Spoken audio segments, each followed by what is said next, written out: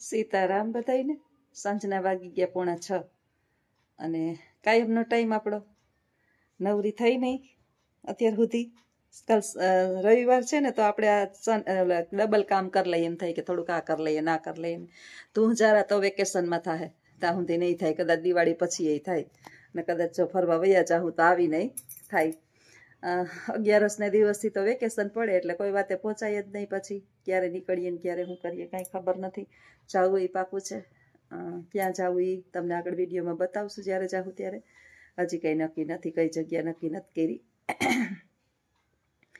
સ્ત્રીઓનો સ્વભાવ એવો છે કે બીજાના જીવનની અંદર સુખ આપવા માટે પોતે પોતાના જીવનની અંદર ઘણું એડજસ્ટમેન્ટ કરે, સમાયોજન સાથે, જેને આપણે કહીએ કે એને અનુકૂળ થઈ રહીએ. પણ સ્ત્રીના જીવનમાં સુખ આવે એટલા માટે થઈ અને લગભગ કોઈ એડજસ્ટમેન્ટ કરવા તૈયાર નથી. દીકરી નાની હોય ને ત્યારે માતા પિતાની એક કીચકીચ હોય, આમ કરવું આમ ના કરવું, આમ કરવું આમ ના કરવું. એટલે એના મગજની અંદર એક ગ્રંથિ બંધાઈ ગઈ હોય કે ભાઈ રાતે 12 વાગ્યા લગી રખડી ના આવે ને તો બરાબર છે, પણ મને સાંજ પડે એટલે ક્યાંય જવાનો અધિકાર નથી. છોકરા બગડે છે ને એનું કારણ આ જ છે, વધારે પડતી સ્પ્રિંગને દબાવવી. હું એમ નથી કહેતી કે એને ખુલ્લા હાંઢની જેમ આપણે રખડવા દઈએ, છોકરાઓને છોકરીઓને કોઈને પણ વધારે પડતું દબાણ જે છે ને એ સારું નથી ક્યાંય જીવનની અંદર. પરણીને બિચારી સાસરે જાય ત્યાં સાસરાનું કીચકીચ, ગમે એટલું સારું હોય ને ક્યાંક ને ક્યાંક તો ડંખ લાગતા જ હોય. ગમે એટલું સારું હોય, તમે તમારા જીવનની અંદર જોજો, તમારા ઘરની અંદર તમારા પતિ પત્ની વચ્ચે ને સાસુ સસરા વચ્ચે બધું સારું હશે ને તોય બીજા માણસ છે ને તમારા જીવનની અંદર આંગળીઓ કરતા હશે ને તમને હક નહીં દે. ફોન કરીને એકબીજાને સમાચાર આપે. બોલો, આ સ્ત્રીઓના જીવનની વ્યથા છે. દીકરાઓની અંદર, એના ભાઈની અંદર અથવા તો એના દીકરાઓની અંદર, એના જે ખાનદાનની વારસો જેને પરણીને આપણે આવ્યા હોય, હજારો અવગુણો હશે ને એને એક નહીં દેખાય. પણ આપણે થોડુંક હસી લીધું ને થોડુંક આનંદ લઈ લીધો ને એટલે માણસના આંખોમાં જો સ્ત્રીઓની વ્યથા છે. દરેક સ્ત્રીના ઘરની અંદર એક વ્યથા છે. પછી એમ કહે છે કે અમારે આવું છે ને આમ છે ને તેમ છે ને. અમસ્તા જ માણસ જે છે ને એના પારિવારિક જનોથી થાકતું નથી, એમ જ નથી થાકી જતું, કંટાળે ને પછી મૂકી દે બધાને કોયરા. આપણે આપણી દુનિયાની અંદર ખુશ રહીએ. તમે મસ્તક કાપીને સ્ત્રી આપી દે ને કદાચ તો આ પૃથ્વી ઉપર સીતાની કિંમત ન થઈ, દ્રૌપદીની ન થઈ, કોઈની ન થઈ, તો આપણે તો સામાન્ય નારીઓ છીએ. અને પછી ઓલી અત્યારની છોકરીઓ એમ કે મેડમ સહન કરવાનો સમય ગયો, હવે તો આ મુલાડો મારીને ભાગતું થઈ જવાનું, રાખે તો જ રાખવાનું, હાલતા કરી દેવાના. મેં બેટા એવું ન હોય. આપણા મા બાપના સંસ્કાર આપણે છોડીએ નહીં. આ સવારના જ વિડીયોની અંદર મેં કીધું હતું કે સજન સજનતા ના છોડે, દુર્જન દુર્જનતા ના છોડે. એટલે એમ કેમ મેડમ, એટલે મેં એને સરસ મજાનું એક ઉદાહરણ આપ્યું કે એક ઋષિ હતા ને એ નદી કિનારે બેઠા હતા. એ સમયની અંદર પાણીની અંદર એક વીંછી ડૂબતો જોયો ને એટલે એણે એક પોતાનો હાથ રાખી અને એને બાટ કાઢવા માટે પ્રયત્ન કર્યો. એટલે વીંછીનો તો સ્વભાવ કે એને કોઈ પકડે એટલે એને ડંખ મારે. વીંછીનો સ્વભાવ છે, એને અડાય નહીં, અડો એટલે એ ડંખ મારે. એટલે જેવો ડંખ મારે એટલે વીંછી પાછો પડી જાય, પાછો ડૂબે, પાછો એને કાઢવાનો પ્રયત્ન કરે, પાછો ડંખ મારે. એટલે કોઈ હતા ને એણે કીધું કે ઋષિ તમને મહારાજ આટલા બધા ડંખ મારે છે છતાંય તમે એને શું કામ બચાવો છો, જવા દો ને, ઘોયરો પડીને મરી જાય તો. એટલે ઋષિએ સરસ મજાનો જવાબ દીધો કે એ દુર્જન હોવા છતાં એના સ્વભાવને છોડતો નથી, તો હું તો સજન છું, મારા સ્વભાવ કઈ રીતે છૂટે. એટલે આપણે આપણો સ્વભાવને ન છોડી શકીએ.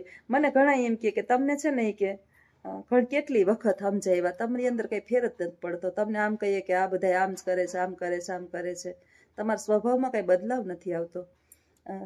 અમારા મનીષાબેન એમ કે બહુ ભોળું ન થવાય, આમ ન કરાય, બધાના વિશ્વાસ ના કરી લેવાય, બધા આપણા ના હોય, જેવા દેખાતા હોય એવા હોય નહીં, હોય એવા ઘણા, એક નહીં મનીષાબેન નહીં ઘણા મને મનીષાબેન કહે છે કે હોય એવા દેખાતા ના હોય. માણસની અંદર કંઈક ચાલતું હોય ને આપણે કંઈક, આપણે છે ને ખુલ્લી કિતાબ હોય, જેવા હોઈએ ને એવા બાયણે હોઈએ. અંદર કૃત્રિમતા મારા જીવનમાં છે જ નહીં. છુપાવવું, આમ કરવું જે છે એ બધું ખુલ્લી કિતાબ.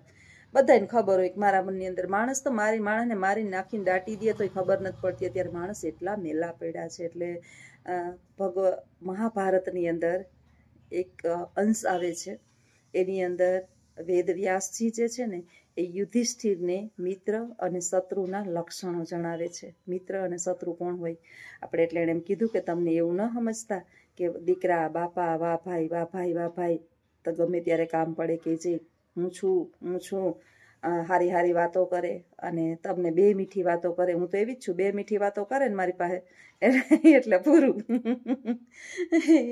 એને કારણે મારે ઘણું સાંભળવું પડતું હોય. એટલે એવું નથી, મીઠું બોલનાર મારા નથી અને કડવું બોલનાર બધાય ખરાબ નથી. ક્યારેક આપણે બીમાર પડ્યા હોય ને તો હાજા થવા માટે કડવી વાણી, કડવી દવા, કડવી ઔષધિનો ઉપયોગ આપણે કરતા હોઈએ છીએ. એમ જીવનની અંદર સ્ત્રીની વ્યથાય કંઈક આવી છે કે કડવાશ જ ભરી છે. જુઓ, એમ જ સ્ત્રી જે છે ને આ બધાથી થાકી નથી જાતી. પતિના ઘરમાં આવીને પરિવારજનોની રોક ટોક, બંધન, કપડાં પહેરવામાં ટોક ટોક, અરે હરવા ફરવામાં ટોક ટોક કરતા દૂધમાંથી પૂરા દીકરી કરે એ સારું, વહુ કરે એ બધું ખરાબ. અત્યારે બધું એવું છે, દીકરી બધું સારું જ કરતી હોય, વહુ બધું કંઈ સારું ના કરતી હોય. અને ભેદભાવ, અમીર મા બાપની દેરાણી જેઠાણી, બે દેરાણી જેઠાણી હોય ને થોડું કંઈ પેલું વ્યવસ્થિત હોય ને એટલે ભેદભાવ, એક આપણે સમાજની અંદર બહુ જોવા મળે. અને પછી થયા સંતાનો, તો સંતાનોની કીચકીચ, મમ્મી તને ખબર નથી પડતી, મમ્મી તને આમ છે. વૃદ્ધાવસ્થામાં પોતરા ઢીકલા મારતા જાય એટલે ક્યાંય સ્ત્રીના જીવનને શાંતિ નથી. હવે એના માટેનું બેસ્ટ સારામાં સારો ઉપાય કે બહુ જે છે ને મોહમાયાના બંધનમાં બંધાઈએ નહીં. આપણે વધારે પડતા જેટલા મોહમાયાના બંધનમાં ને બંધાઈએ ને, ઓનીએ મને દુઃખ આપ્યું, નાનીએ મને દુઃખ આપ્યું, નાનીએ મારા વિશે આ કીધું ને, લોકો રોડ ઉપર ઊભા તમારા વિશે કરોડો શબ્દોના ઉચ્ચારણ કરે ને આપણે કાંઈ અસર જ ના થવી જોઈએ. હા, પ્રેમાનંદજી મહારાજનું એક સરસ મજાનું મને વાક્ય આવે છે કે ક્યાં સુધી તમે લોકોની વાણીથી દુઃખી થશો? જો લોકોની વાણીથી દુઃખી થશો તો તમે 1 કલાકનું 1 મિનિટ નહીં જીવી શકો. કારણ કે લોકોનું કામ જ છે કહેવાનું. એ નવરા છે, કહે કંઈક ને કંઈક કહે. એક દિવસ સારા કહે, 99 દિવસ ખરાબ કહે. એક દિવસ તમને સારા કહે, 99 દિવસ ખરાબ કહે. સારા થાય ત્યારે તમે ફૂલાઈ ન જાઓ, 99 કહે ત્યારે દુઃખી ન થાવ. હા, ચોક્કસ તમારી અંદર જો કંઈ ખરાબી હોય તમારાથી વિશેષ કોઈ ન જાણતું હોય. હું અપલખણ ઝરકાવવાની, મારાથી વધારે કોઈને ખબર ના હોય. એટલે મારા અપલખણની મને ખબર હોય તો એ મારે જ સુધારવા પડે. સમાજને સુધારી દે અને સમાજના કહેવાથી હું સુધરું નહીં, એને કાંઈ મને ફેરય ન પડે એમ હું મારે ઉદાહરણ આપું. એટલે આપણે દુઃખી થઈએ છીએ અને દુઃખી થવાનું કાંઈ કારણ નથી. આપણે એને હૃદય ઉપર લઈ લઈએ છીએ. કોઈએ મને આવું કીધું, મારા વિશે આવું બોલ્યા, મને આવું કીધું, મન ઉપર લઈએ જ નહીં. આ પૃથ્વી પર, આખી પૃથ્વી પર સ્વાર્થથી ભરેલી છે. હવે તમને જો સ્વાર્થના લક્ષણો બતાવું કે માતા પિતા સંતાનને જન્મ આપે અને બ્લેકમેલ કરે. માતા પિતા સંતાનને જન્મ આપે. મને ખબર છે કે માનું ઋણ જીવનની અંદર ક્યારેય આપણે ચૂકવી ન શકીએ. માતા પિતાનું, એ માતા પિતાનો સ્વાર્થ છે કે આપણે ઘડપણની લાકડી બનશે, ઘડપણની લાકડી બનશે, અમને હાચવશે, અમારી સેવા કરશે, અમારું નામ રોશન કરશે, એનો સ્વાર્થ છે. સંતાનો માતા પિતાનું જ બાને છે અને જ્યાં સુધી એને પાંખો નથી આવતી ત્યાં સુધી માતા પિતાની હામાં હા નામાં ના કરે છે. જુઓ, એને સ્વાર્થ છે કે અત્યારે એની ભરણ પોષણ અને એની આજીવિકા પાવાનું એની પાસે કોઈ સાધન નથી. જેવું સાધન આવશે એટલે હામાં બોલતા થાય છે ને સંતાનો. હવે વિચારો કે આમાં ક્યાં નિસ્વાર્થ ભાવે કોણીએ મા બાપે સેવા કરી, કોઈની પારકા છોકરાઓને મોટા કર્યા, પછી છોકરા સંતાનો જે છે એ બીજાને, હા, આ વૃદ્ધાશ્રમો ચલાવે છે મહીપતસિંહ ચૌહાણ, આ હું એમ કહું કે સેવા છે. પોપટભાઈ આહિર છે, ખજૂરભાઈ છે, સોશિયલ મીડિયાના માધ્યમથી એને ક્યાંક ને ક્યાંક એને ભગવાને આપ્યું છે, પણ સેવા તો છે ને. પેલા જલ્પાબેન છે, આ બધા તમે વિડીયો જોવો જ છો એટલે મને ખબર છે. હા, એ સેવા છે. મેં મારા બાની સેવા કરી, મેં સેવા નથી કરી. એણે કર્યું મારા માટે. પહેલા એણે મારા માટે એની જેટલું કર્યું ને એનું 1% મેં એની સેવા નથી કરી. એ હું કેમ ભૂલી જાઉં? આ સેવા નથી કાંઈ. આ બધાને એકબીજાનો સ્વાર્થ હોય. મને ત્યારે એ સ્વાર્થ હતો કે મારા છોકરા નાના નાના છે, હું ભણું છું, એનું ધ્યાન કોણ રાખશે? જો એકલા ન રહીએ, એને સ્કૂલે પણ મૂકવા ચાહે, હું હોસ્ટેલમાં 2 વર્ષ હતી, એણે એકલા એ સાચવા, એટલું એને નહીં મહેનત પડી હોય. રાતે રાતે છોકરા નાના, એને નવરાવા, ધોવડાવવા, કપડાં ધોવા. બાને એમ હતું કે મારી બહુ ડાઈ છે ને એટલે મારી વૃદ્ધાવસ્થાની લાકડી બનશે. એકબીજા સાથે જોડાયેલા છે. ઘણી વહુઓ ભૂલી જાય છે અને મને બધું યાદ હતું. મારી માઈ જે બધું કર્યું ને મને બધું યાદ છે, બધું યાદ છે. કાંઈ હું ભૂલી નથી. તે દિવસે મારા આટલા હતા, મારાય હતા. મારી મા, મારા બાપ, ભાઈઓ બહેનો બધાય હતા મારા. હું ભણતી હતી ને ત્યારે કોઈ હતા એમ નહીં, નહોતા એમ નહીં, મારા બીજા બધા. કેમ મારી માએ જેમ કીધું કે જા તું તાર મારી દીકરી ભણી આવ, તારા પગભર થઈ જા, હું હાચવીશ. જીવનની અંદર જે માણસ રાક્ષસ હોય ને એ આ ગુણ ભૂલી જાય. એટલે આપણી અંદર એટલી તો માણસાઈ હોય. આ ટૂંકમાં કહેવાનો અર્થ એટલો છે કે આખી દુનિયા પોતાનું વિચારે છે, પોતાનું જ વિચારે છે. મેં વિચાર્યું કે હું ભણી લઉં એને રાખે બા, એટલે પછી મને નોકરી મળી જાય તો આપણું ઘર જે છે એ આગળ આવે. અને બાઈએ વિચાર્યું કે મારી બહુ ડાઈ છે અને ભવિષ્યમાં મારા દીકરાનું રિક્ષામાંથી બિચારાને છુટકારો થઈ જાય ને કમાણીમાં આવક થઈ જાય ને 2 પૈસા આવે અને વહુ ભણેલી છે તો આપણું છોકરાઓ ભણતર, એ વાત એની સાચી. એટલે આવું જ છે જીવનની અંદર. એટલે હવે આપણે જોવાનું કે કોણ તમારું છે. છોકરાની બહુ આવી જાય, પછી એના સંતાનો થાય, પછી આપણે જેટલા એના સંતાનોને એની પત્નીને વાલા એના લાગે એટલે આપણે ના લાગીએ તો એનું આપણે દુઃખ ન લગાડવું જોઈએ, ના જ લગાડવું જોઈએ. અને મનને જરાય કોસવું ન જોઈએ.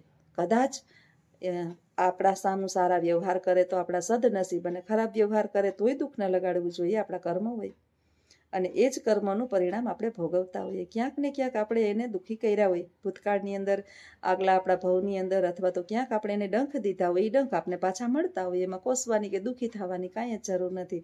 હવે રહ્યો ઘણાનો પ્રશ્ન એવો, ઘણી વખત છે ને તમારા પ્રશ્નમાં હું તમને જવાબ આપી દઈશ. તમે ઘણી બધી મને કમેન્ટો કરો છો, કેટલી કમેન્ટો હોય. એટલે વિડીયો આજનો એના માટે જ કે બેન અમે આટલું રાખીએ ને આટલી સેવા કરીએ ને છતાંય તમારા સાસુ બહુ સારા. જો સમાયોજન સાધવું ને એ સ્ત્રીનો સ્વભાવ છે. ઘણી વખત આપણે એના સ્વભાવ સાથે, આપણે સ્ત્રી છીએ અને ખબર જ છે કે યુગાંતર સુધી હંમેશાને માટે પુરુષો એડજસ્ટ નથી કરતા, સ્ત્રીઓ જ કરે છે. હવે એ સિસ્ટમ આવી હવે કે લૂચો પતિ હોય, એટલી બધી પ્રેમ કરતી હોય, પ્રેમના નાટક કરતી હોય, અને પાછી હાડી બીજાના માટે થઈ અને ડ્રમમાં ભરી અને કાપીને નાખી દે. આ સ્ત્રીઓ નથી, આ તો રાક્ષસણીઓ છે. અને સાચી સ્ત્રી તો છે ને પુરુષનું માથું નમવા ના દે. સાચી પત્ની એના પતિનું મસ્તક ક્યાંય નમવા ના દે. એ તનતોડ મહેનત કરે, દિન રાત મહેનત કરે. અને આપણે તો ભગવાને નાક દીધું હોય ને તો આપણે તો 2 માણા બાયણે સાંભળે ને એ આપણે ન ગમે. આપણે એમ થાય કે આપણી ઇજ્જત હું બાયણે કોઈક 5 માણા સાંભળી લે તો. જો આપણા સ્વભાવ એવા હોય. અને એટલે તમારા આત્માને તમારે ખરેખર સારો માનવો કે આપણે એવી ઇજ્જત, આબરૂ અને મર્યાદામાં જીવીએ છીએ. અને પછી આપણે દુઃખી થઈએ કે સાલું ઓલું મને આમ કહે છે ને ઓલું મને આમ કહે છે ને. દુઃખી નહીં થવાનું અને મોહમાયા ઓછી કરી નાખવાની. લેણ દેણ હોય ને આ પૃથ્વી પર, મારી માં નથી સુખી લઈ મેળવી શકતી એનું કારણ તમને કહું, સ્વભાવ નથી સુધરતો. સામેવાળાનો સ્વભાવ કેવો છે ને એની મેચ નથી થતો. માણસમાં લીંબુનું પાણીની જેમ પડી જવું ને એવી આવડત નથી એનામાં. ટહેડા જ કર્યા, ટહેડા. જો ખાલી જીવનની અંદર ગધેડાની જેમ ટહેડા કરી લેવાથી એ જીવન પૂરું નથી થતું. આ તો ખબર નહીં કોની દેન છે કે હું ભણી ગઈ અને 5 માણાની વચ્ચે મારામાં હાવ બોલ છે. 2 શબ્દ વિચારીને બોલવા હોય ને તોય અચકાતી હોય. એમ મારા બાપુજી નહોતા ને બહુ વ્યવસ્થિત હતા. એટલે મારી અંદર જે છે ને મારા બાપાના બોલવાના લક્ષણ એવું. મારી માને તમે 5 વખત બોલે જ નહીં, એક શબ્દ ન બોલે. એટલે જો કોઈનો વાંક ના હોય, ભાઈ ભાભીનો વાંક નથી, મારા ભાઈ ભાભીનો જરાય વાંક નથી. આનો સ્વભાવ મેચ ન થતો હોય. સ્વભાવ મેચ ન થાય એટલે કોઈ દિવસ કાંઈ મેચ જ ન થાય. એ ઘણી વાર હું વિડીયો બનાવતી હોય ને, ઘણી વાર હું વિડીયોમાં ના લઉં.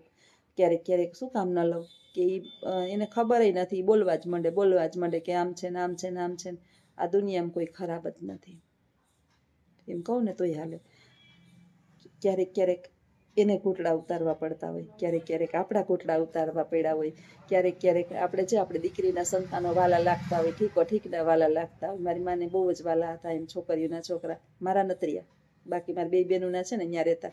તો પછી એને મારા ભાઈના છોકરાને કોઈ દી ખોરામાં ન રમાડ્યા હોય તો કોઈને ડંખ તો લાગે જ ને, બધાને લાગે. એટલે અત્યારે જાતું કરવાનું હોય.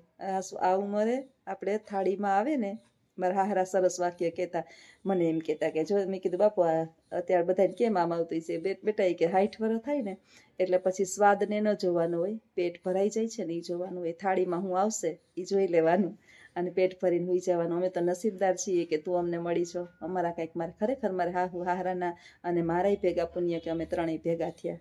અને ખરેખર મારા હાહુ હાહરા જેવા આ વિશ્વની અંદર કોઈના હાહુ હાહરા ના હોય, એવા હાહુ હાહરા હતા મારા. અને ભગવાન એને સ્વર્ગની અંદર એ હારામાં હારી જગ્યાએ સ્થાન આપે. હારામાં હારી જગ્યાએ સ્થાન આપે, અને કદાચ એના અવતાર બાકી રહી ગયા હોય તો હારામાં હારી જગ્યાએ અવતાર આપે. એણે મને કોઈ દી દુઃખી નથી કરી. બાકી તો જેને આપણા સ્વભાવ થોડા ઘણા એના ક્યારેક ઉગ્ર થઈ ગયા હોય ને ક્યારેક આપણે ઉગ્ર થઈ ગયા હોય તો શાંતિ પકડી લેવાની. તો હાલો બધાય આવજો. સીતારામ. આવા જ મારા વિચારો છે, અને મારા વિચારો જો તમને ગમતા હોય તો ચોક્કસ કમેન્ટમાં જણાવજો. અને તમને કાંઈ મૂંઝવતા પ્રશ્ન હોય તો ચોક્કસ જણાવજો. શક્ય હશે એટલા જવાબ હું આપીશ. આવજો. સીતારામ.